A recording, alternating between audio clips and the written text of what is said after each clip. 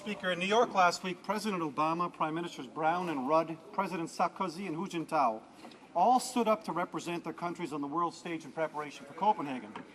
But when the chips were down, Canada's isolationist Prime Minister turned tail, jumped back on his private jet for a $60,000 getaway flight to Toronto, leaving in his wake bewildered world partners struggling to deal with the climate change crisis. That's an expensive thing. That's an expensive cup of coffee, Mr. Speaker.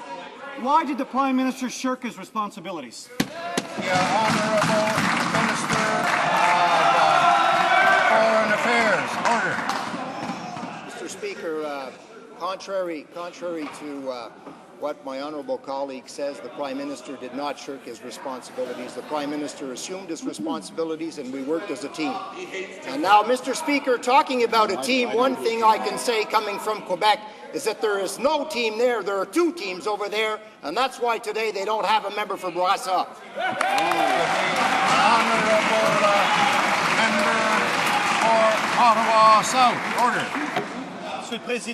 Mr. Speaker, after having spent some 4 years sabotaging efforts to deal with climate change in Vaughan Valley, where are we today? There is still no national plan, no regulations, no cap-and-trade system.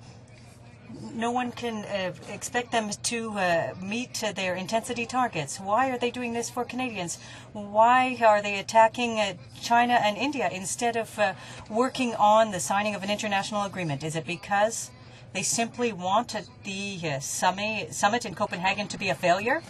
Minister of the Environment. Mr. Speaker, we will certainly continue to work with the United Nations process. Just over the course of the last week, I participated in the UN process, as did the Prime Minister. In addition to that, in the Major Economies Forum struck by the President of the United States, in addition to the Greenland Dialogue struck by the Chairman of the Copenhagen Conference, Mr. Speaker. We'll continue to work with our national program. We'll continue as well to work with our international allies in terms of developing something at Copenhagen that is going to find an international treaty that works, Mr. Speaker, something the Liberals never did. The Honourable Member for West